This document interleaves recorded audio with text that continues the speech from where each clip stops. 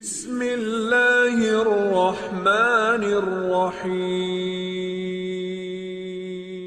بسم اللہ الرحمن الرحیم۔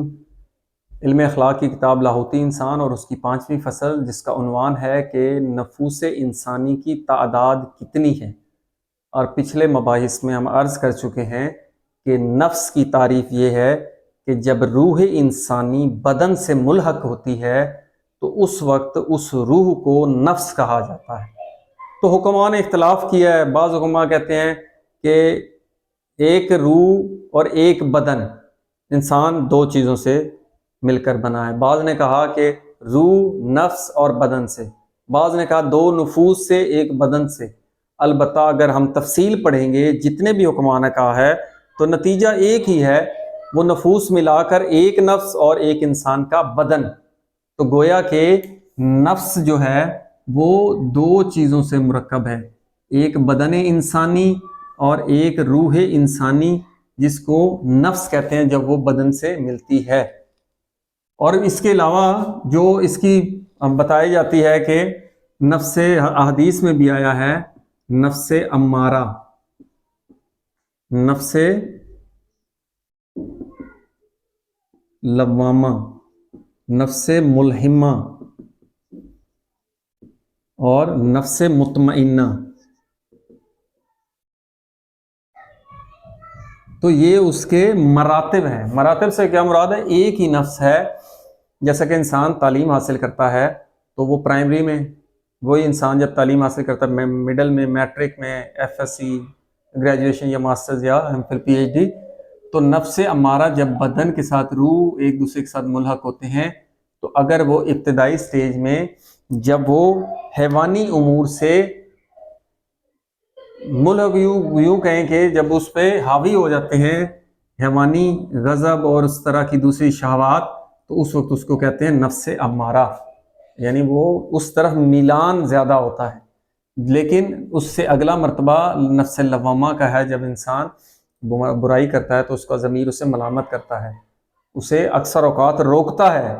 اور اس سے بھی اچھا درجہ جو ہے وہ ملہمہ ہے، جب انسان جو ہے برائیوں سے بچ جاتا ہے، اجتناب کرتا ہے، فرائض کی جانب جو ہے ادائیگی کرتا ہے ان امور کی۔ اور نفس مطمئنہ جب وہ کامل نفس کے اس کے قریب نہ آ سکے، اور یہ زیادہ تر معصومین انبیاء ان کی ہے، جیسا کہ احادیث میں بھی آیا ہے، اس طرح قرآن کی آیت ہے ارجع الی ربک راضیا مرضیا، جیسے امام حسین کی شہادت کے وقت انہوں نے یہ جملہ کہا۔ تو یہ جو مراتب ہیں، ایسے نہیں ہے کہ یہ الگ ہی نفس ہے، وہ ابتدائی سٹیج پہ جیسے انسان ہے، بچہ ہوتا ہے، پھر جوان ہوتا ہے تو ایک ہی انسان، تو یہ اس کے مراتب ہیں۔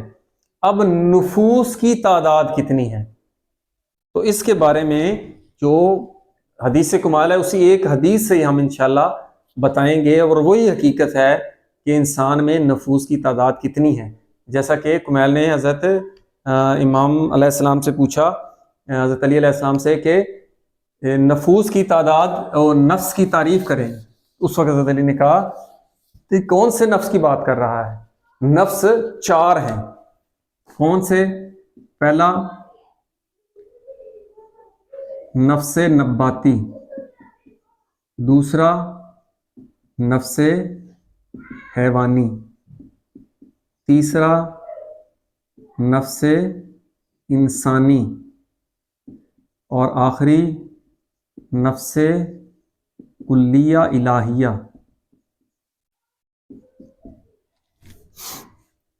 جیسا کہ ہم نے ایک اور پہلے مباحثے میں بھی، فلسفہ میں بھی عرض کر چکے ہیں کہ جو انسان ہے وہ جب نطفے سے اس کی ابتدا ہوتی ہے تو سب سے پہلے نفس نباتی، پھر حیوانی، پھر انسانی۔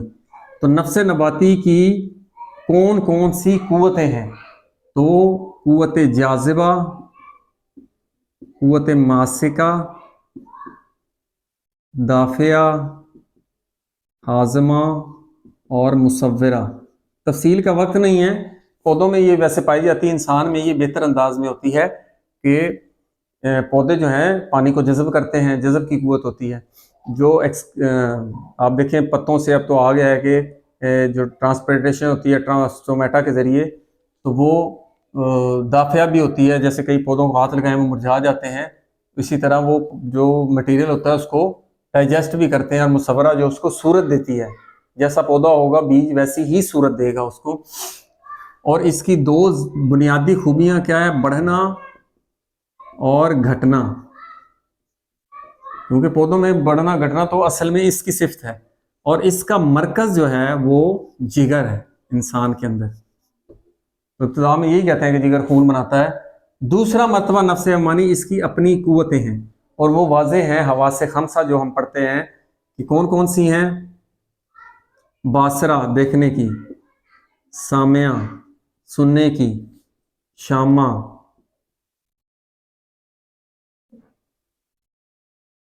اور سونگھنے کی، اور اسی طرح لمسہ یا لمس کرنے کی۔ اور اس کی جو دو بنیادی خوبیاں ہیں وہ ہے رضا اور غضب، یہ واضح ہے۔ اور اس کا مرکز کیا ہے؟ اس کا مرکز دل ہے۔ اسی طرح نفس انسانی کی جو کیا ہے خصوصیات ہیں؟ ذکر کرنا، فکر، علم حاصل کرنا، علم ہونا چاہیے، اور اس میں قوت بیداری یعنی ہوشیاری۔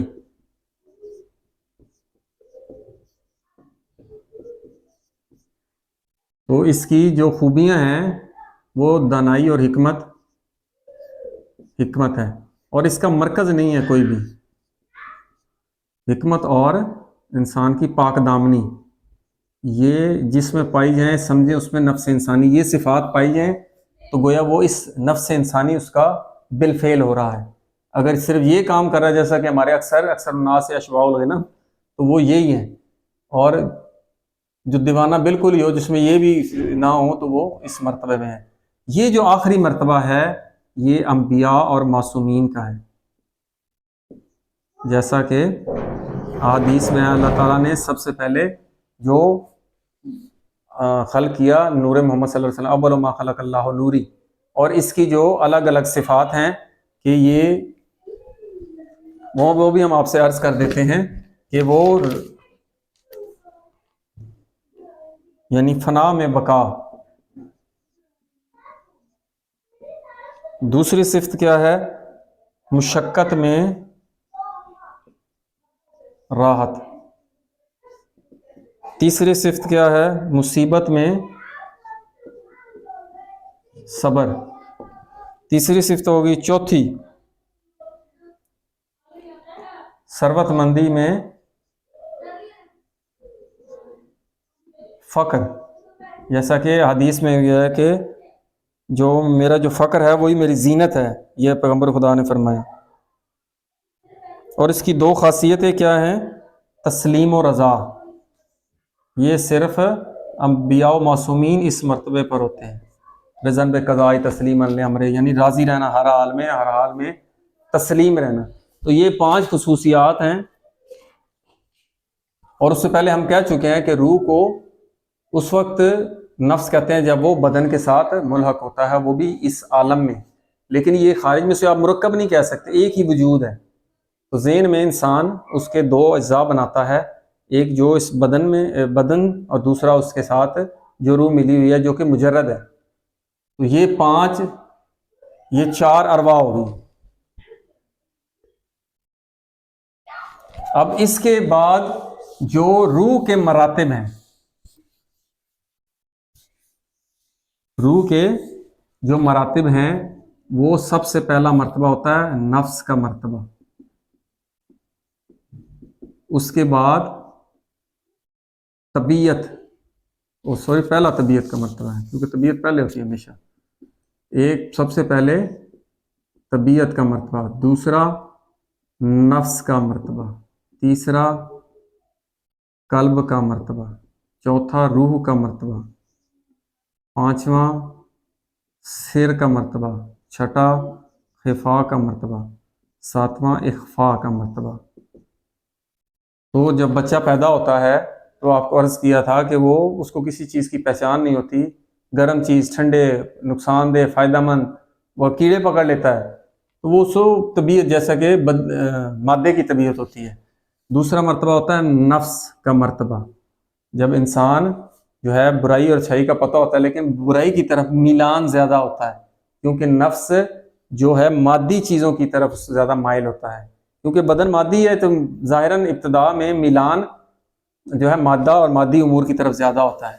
تیسرا مرتبہ وہ ہوتا ہے جب قلب سے مراد ہوتا ہے منقلب ہونا، کبھی اچھائی کرنا کبھی برائی کرنا، کبھی اچھائی کرتا ہے کبھی برائی کرتا ہے، برائی کرتا ہے تو پھر توبہ کرتا ہے کیونکہ اس سے ضمیر ملامت کرتا ہے۔ چوتھا مرتبہ یہ وہ مرتبہ ہے جب انسان اچھائی کی جانب زیادہ گامزن ہوتا ہے، یعنی اس کا رجوع زیادہ تر اچھائی اور نیک کاموں کی طرف ہوتا ہے۔ سر کا مرتبہ اس سے بلند ہے، تو یہ عقل کے ساتھ ربط ہوتا ہے، عقل کل کے ساتھ، کیونکہ یہ جو روح ہے اس کی قوت کا نام عقل ہے۔ عقل مجرد ہوتی ہے تو انسان کا عقل کا ربط ہوتا ہے اس عالم کلی عقل جو پہلا لا وَلَوْ مَا خَلَقَ اللَّهُ العقل، جب اللہ نے کہا کہ میں نے سب سے بہترین شے خلق کی عقل، اور جس سے میں محبت کروں گا اسے میں اس میں سمو دوں گا، پھر اسی کی بنیاد پر میں ایک حساب و کتاب کروں گا۔ انما یحاسب الناس علی قدر عقولہم، جیسا کہ پہلا باب ہے اصول کافی کا باب العقل والجہل، تو یہ احادیث اور بھی بہت زیادہ ہیں۔ انما یداق الناس علی قدر عقولہم، کہ اللہ تعالیٰ بندے سے اس کی عقل کے مطابق حساب لے گا۔ تو وہ کہاں سے ملی کہ اللہ نے کہا جس بھی شخص کو میں پسند کروں گا اس میں اس عقل میں سے اس کو دوں گا، تو وہ اس عقل کل سے جو ہے ربط ہوتا ہے۔ خفا کا مرتبہ ہوتا ہے ابتدائی فنا کا مرتبہ، اور اخفاء کا مرتبہ ہوتا ہے کامل فنا کا مرتبہ۔ اب ان کے ایک دوسرے نام بھی علم عرفان میں رکھے گئے ہیں، یہ فلسفہ حکمت میں ہے۔ جو پہلا مرتبہ ہوتا ہے طبیعت کا مرتبہ، وہ عقل بالقوہ بھی کہتے ہیں اور عقل ہیولانی بھی کہتے ہیں، اور دوسرا مرتبہ کیا ہوتا ہے؟ عقل بالملکہ، ہم نے پڑھ چکے ہیں فلسفہ میں، عقل بالملکہ کا مرتبہ ہوتا ہے۔ تیسرا ہوتا ہے عقل فعلی کرنے کا مرتبہ۔ چوتھا مرتبہ ہے عقل مستفاد کا مرتبہ، اور پانچواں مرتبہ ہوتا ہے عقل فعال۔ تو یہ علم عرفان میں جب موضوع آئے گا تو وضاحت کریں گے۔ چھٹا مرتبہ عقل فنا کا مرتبہ، اور یہ کامل فنا کا مرتبہ ہوتا ہے، تو ان کی وضاحت وہاں پر آئے گی۔ تو جب ہم یہ عرض کرتے ہیں کہ یہ جو یہ قوتیں ہیں، نفس نباتی کی بھی قوتیں ہیں، حیوانی کی بھی، اور نفس انسانی کی بھی، اور اللہ تعالیٰ نے انسان کو جو قوتیں عطا کی ہیں وہ قوت شہویہ بھی ہے، انسان کو قوت غضبیہ بھی دی ہے، قوت وہمیہ بھی دی ہے، اور عقلیہ بھی دی ہے۔ ان کو جاننا ضروری ہے۔ اس شہویہ کی وجہ سے انسان شہوت یہ جنسی افعال سر انجام دیتا ہے، یا کھانا پینا اس کی طرف رغبت، اسی طرح غضب غصہ یا صبر ہونا، اس کو کنٹرول کرنا، وہمیہ یہ جزوی امور تعلیم حاصل کرنا، دنیاوی تعلیم کو حاصل کرنا، اور یہ عقل ہے اس کا کام ہے کلی علوم کو حاصل کرنا۔ تو علم اخلاق کا موضوع یہ ہے کہ ان تمام تین قوتوں کو اس چوتھی قوت کے تابع، اس کو یہ مضبوط اور کامل ہوگی، اس کو مضبوط کرنا ہے تاکہ یہ ان تمام امور کو ان کے اوقات پر بجا لائے، جہاں اسلام نے جائز قرار دیا ہے، جہاں پہ ان کا فائدہ ہے، اور جہاں پہ ان کا نقصان ہے اس مقام پر عقل ان کو روک دیتی ہے، ان کو کنٹرول کر لیتی ہے۔ اور یہ ہیں نفوس انسانی کی تعداد، والحمدللہ رب العالمین۔